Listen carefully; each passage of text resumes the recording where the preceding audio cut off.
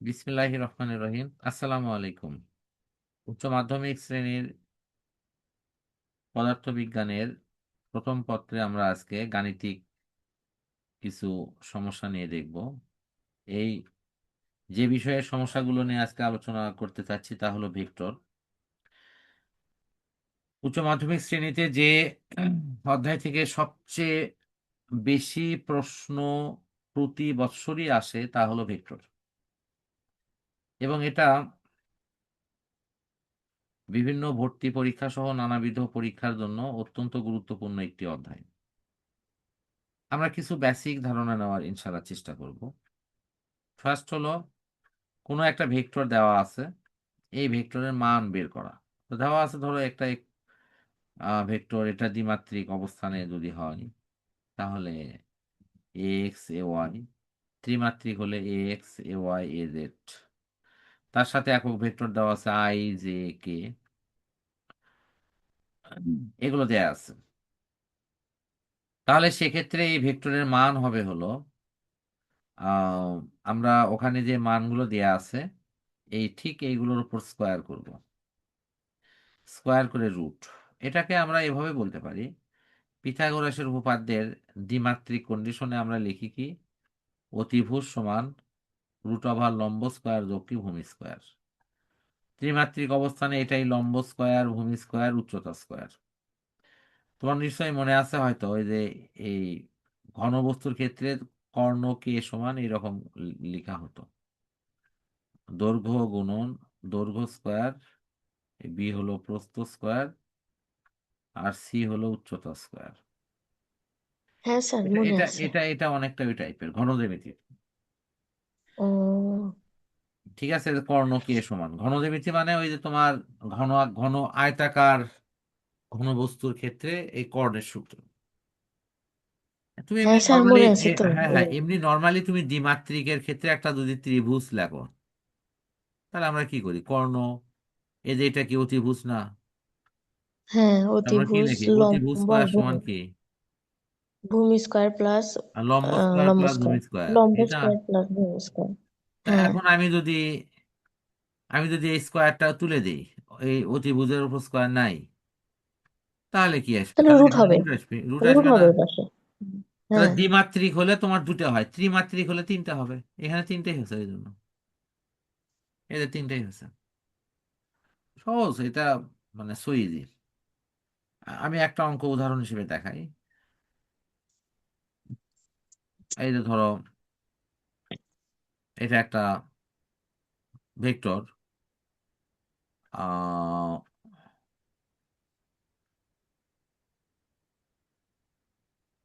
এই যে ধরো এ একটা ভেক্টর, এই যে এটা। আমার এটার জন্য খুব বড় ধরনের কোনো অঙ্ক দেখার দরকার নেই। তাহলে আমি এই এর মান বের করব, মান মানে কি, এই যে খালি এটা বের করব। আবার এটাকে এভাবেও লেখা হয় কিন্তু, হ্যাঁ, এই যে এই সিস্টেম করে ভেক্টর যদি তুমি তীর চিহ্ন দিয়ে রাখো, তাহলে তুমি কি করবা, এই যে সামনে দুটো পরম মানের চিহ্ন দিয়ে থোবা, ছুঁয়ে দিবা। ঠিক আছে, দিয়ে রাখে এটা চালাই নিবা। তো সেখানে যথারীতি এই যে দেখো, এখানে হলো কি টুর উপর স্কোয়ার, এই যে টুর উপর স্কোয়ার। আর এখানে বলবো স্যার কিছুই নাই, না এখানে কিছুই নাই মানে মাইনাস আছে, মানে মাইনাস ওয়ান আছে। এই যে মাইনাস ওয়ান সহ স্কোয়ার হবে। যদিও মাইনাসের ওপর স্কোয়ার দেওয়ার ফলে ফলাফল কিন্তু প্লাসই হবে, কিন্তু এরপরে সূত্রের নিয়মে কিন্তু তোমাকে মাইনাস লিখতে হবে। বুঝতে পারছো? হ্যাঁ স্যার, বুঝতে পারতেছি।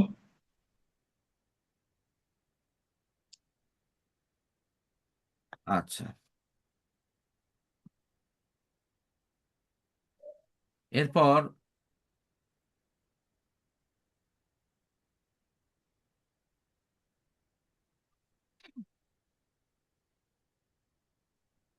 তাহলে এই নিয়ম যদি তুমি বুঝে থাকো, তাহলে এখানে আর বাড়তি তেমন কোনো তথ্য নাই। যেগুলো আছে সেইটার মধ্যে একটা তথ্য শেয়ার করি, সেটা হলো যদি তোমার এখানে যোগ বিয়োগ থাকে, যে ধরো আমি এর সাথে হ্যাঁ। যোগ করেছি, যেমন এখানে যোগ বিয়োগ করছে, তো যোগ বিয়োগের নিয়ম হলো কি, ধরো টাকার সাথে টাকা যোগ বিয়োগ হয়, ডলারের সাথে ডলার, রুপির সাথে রুপি। তো এইরকম হ্যাঁ। এই যে আয়ের সাথে আয়ের যোগ বিয়োগ হবে, এরকম জের সাথে জে এর যোগ বিয়োগ হবে, কে এর সাথে কে এর যোগ বিয়োগ হবে। এটা হলো এখানকার মূল থিম। আমি একটু নিচের দিকে দেখাই, দেখলে বুঝতে পারবো। হুম। এই যে দেখো,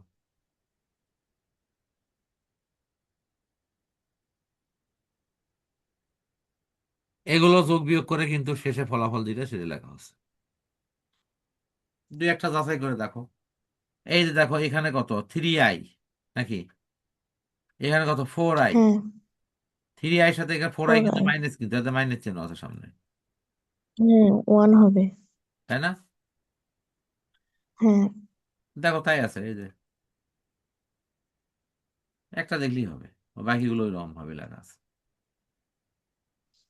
হ্যাঁ স্যার, বুঝতে পারতেছি। এটাই আমাকে অনেক কঠিন করে শিখাছে, এই জন্যই আমার মাথার ভিতর কিছুই ঢোকেনি। আচ্ছা, এখন দেখো, এখানে এগুলোর আপাতত দরকার নেই, এগুলোরও দরকার নেই। আচ্ছা, এই জায়গায় একটা জিনিস দেখো, এটা ত্রিমাত্রিক স্থানাঙ্কই লেখা আছে, এর এক্স এর মান কত, ওয়াই এর মান কত, জেড এর মান কত। এখন তোমাকে যদি বলে এটা একটা ভেক্টর আকারে লেখো, তাহলে এটা কি হবে? 5i, তারপরে এটা কত, 4 হলো হ্যাঁ। জে, এটা কত, ফোর জে। 3k। ও, থ্রি কে। এই আকৃতিতে লেখা যাবে। গেল, হ্যাঁ। এটা গেল একটা জিনিস। হ্যাঁ, আবার আরেকটা জিনিস হলো, তোমাকে বলা হচ্ছে দূরত্ব বের করো। তা দূরত্ব বের করার জন্য তোমাকে আমি একটা সহজ জিনিস শিখাই। মনে করো একটার দিকে অবস্থান ভেক্টর হলো 20, আর ওই বরাবর সে গেছে 40-এ, বা ধরো 45-এ গেছে সে। এখন যদি বলা হয় যে এই দুটোর মধ্যে অবস্থা তুমি দূরত্ব বের করো, তাহলে কিভাবে বের করবা? নিশ্চয়ই 45-এ 20 বিয়োগ দিবা। হ্যাঁ। মানে ধরো এক্স অক্ষ আর ওয়াই অক্ষ বলে জিনিস আছে না, ধরো এক্স অক্ষের দিকে ওই হ্যাঁ। 20 হ্যাঁ। থেকে যাত্রা শুরু করছে, গেছে কত, 45-এ। 45। তাহলে এখন যদি বলা হয় তোমাকে যে সে কত দূরত্ব অতিক্রম করলো, তুমি কি করো? সহজ উত্তর, যে আমি এই 45-এ 20 বিয়োগ করব।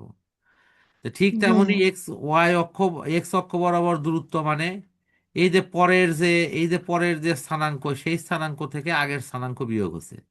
তাহলে বিয়োগের নিয়মও কি, ওই এক্স এর সাথে এক্স বিয়োগ, ওয়াই এর সাথে ওয়াই বিয়োগ। তো তাই হয়নি? হ্যাঁ স্যার। কঠিন লাগিচ্ছে? না স্যার, সহজ লাগতেছে। না, এগুলো এক একটা করে নিয়ম শিখাচ্ছি তোমার, কিন্তু আমি এই নিয়মগুলো বিভিন্ন অঙ্কে বিভিন্নভাবে দরকার পড়বে। আহ এরপর আমরা এখন আসি সমান্তরাল একক ভেক্টর নির্ণয় করা। এর মূল নিয়মটা হলো কোনো ভেক্টরকে তার মান দ্বারা ভাগ করলে এটা পাওয়া যায়। তাহলে আমরা কিন্তু মান বের করা শিখছি, একটু আগে মান বের করা শিখলাম না? যেমন হ্যাঁ এটা স্যার। একটা ভেক্টর, এটা একটা ভেক্টর, এর মান কিভাবে বের করতে হয় সেটা কিন্তু বের করা শিখছি। তাহলে মান বের করে কি করব, ওই ভেক্টরকে তার মান দ্বারা ভাগ করব, ভাগ ভাগ করলে একক ভেক্টর হয়ে যাবে। এটা অনেকটা এরকম, তুমি মনে করো 10 মিটার, এটাকে তার মান হলো 10 দ্বারা ভাগ করলে, তো 10 দ্বারা ভাগ করলে কি তুমি ওই 1 মিটার হচ্ছে না?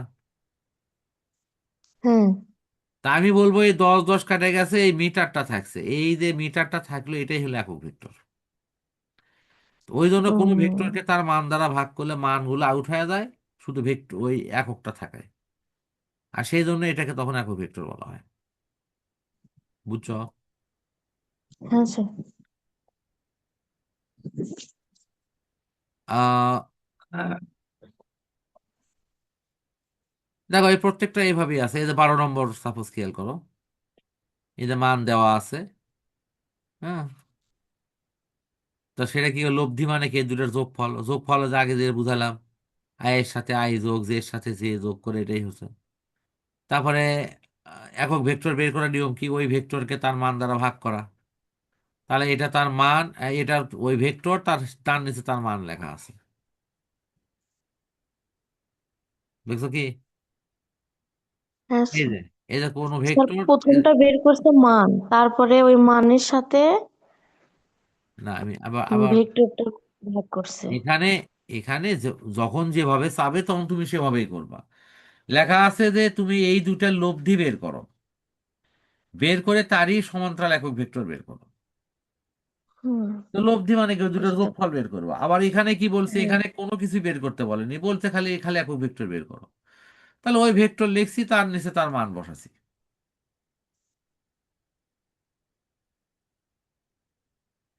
মূলত অঙ্ক হলো এটা, মূলত অঙ্ক হলো এটা।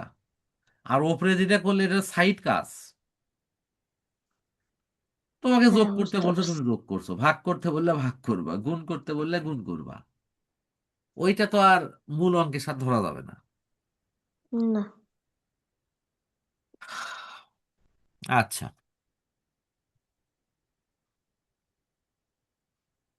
এর লম্ব উপাংশ।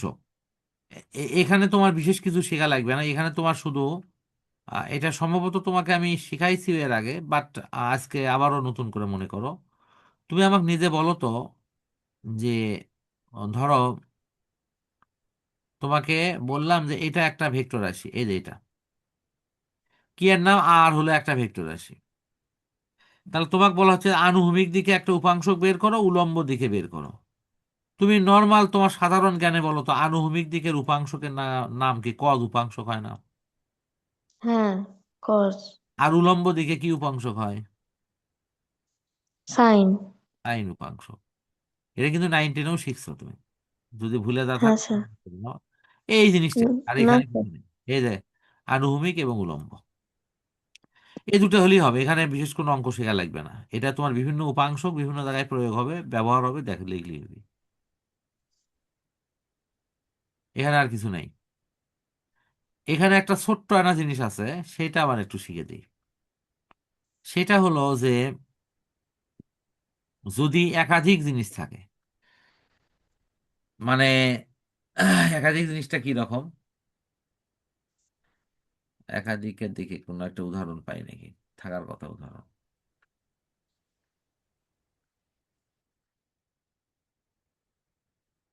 একাধিক।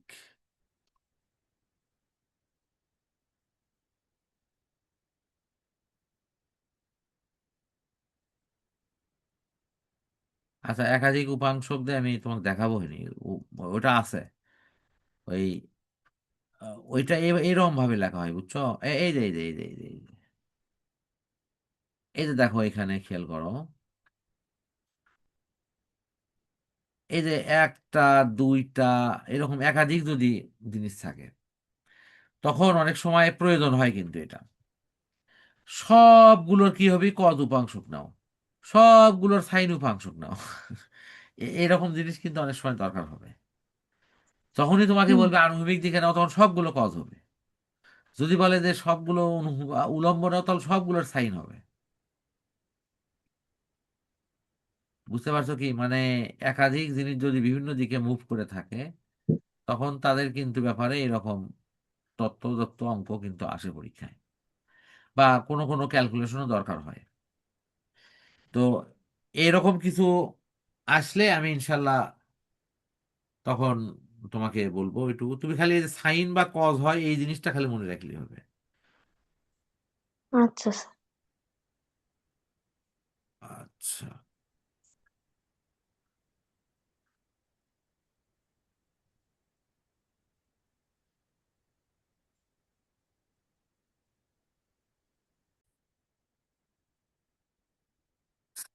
আচ্ছা, এখন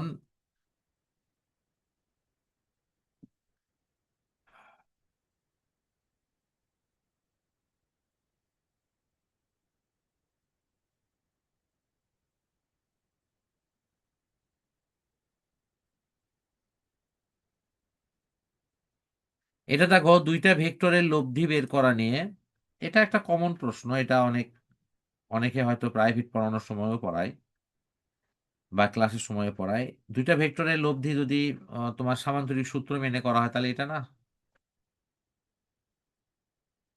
দেখো তো, R = P² Q² 2 PQ cos alpha. হ্যাঁ স্যার। এই যে এরকম সমান্তরিক আঁকিয়ে নিয়ে এটা ধরো পি, এটা কিউ, এই যে লব্ধি হলো কর্ণ বরাবর, ঠিক আছে, লব্ধি কর্ণ বরাবর আর, এই আর সমান হলো এত। তারপরে এই যে এটা যদি থিটা হয়, তো এই ট্যান থিটা সমান কত, এই দুইটার মধ্যে কোণ হলো আলফা, আর লব্ধির সাথে আনুভূমিকের কোণ হলো থিটা, সেখানে ট্যান থিটা সমান এই যে এটা Q sine alpha P plus Q cos alpha. এদের সাঁতার কাটার অঙ্ক করার সময় কিন্তু এই সূত্রটা প্রায়ই কাজে লাগানো হয়, এই যে এইটা কোন জায়গায় বেশি কাজে লাগে সেটাও বলে দেই। যদি দেখো যে লব্ধি ভূমির সাথে 90 ডিগ্রি কোণ করে চলে গেছে, অর্থাৎ লম্বা আড়াআড়ি করে নদী পার হচ্ছে, এরকম ক্ষেত্রে তখন এটা tan 90 ডিগ্রি লিখলে কি হয়, tan 90 ডিগ্রির মান হয় অসীম। অসীম মানে এনিথিং ভাগ জিরো। সেক্ষেত্রে নিচেরটা জিরো হওয়ার অর্থ হচ্ছে এই যে পি প্লাস কিউ সমান জিরো হয়, এবং দ্রুত আমরা একটা মান বের করতে পারি। তুমি যখন সাঁতার কাটা বা নদী পাড়ের অঙ্ক দেখবা তখন এই নিয়মের প্রচুর ব্যবহার আছে, এবং সেখান থেকে তুমি করতে পারবে অঙ্ক। তাহলে এখানে তুমি একটাই করতে পারো, সেটা হলো এই যে প্রথম যে অঙ্কটা আছে, এই দুইটা ধরো কি পি এবং কিউ, দুইটা ভেক্টর রাশি, তাদের লব্ধি বের করছো, তারপরে কি তাদের মধ্যবর্তী কোণ বের করছো লব্ধির সাথে, ব্যাস, কাজ শেষ। তাহলে এখানে শুধু এইটুকু করলেই হবে, যদি এইটুকু প্র্যাকটিস করো এটা করলেই জানাফ। হ্যাঁ স্যার, বুঝতে আহ পারছি। তারপর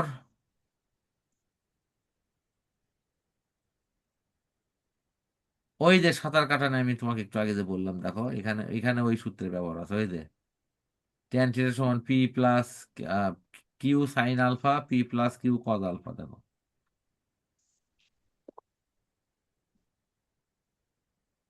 আচ্ছা,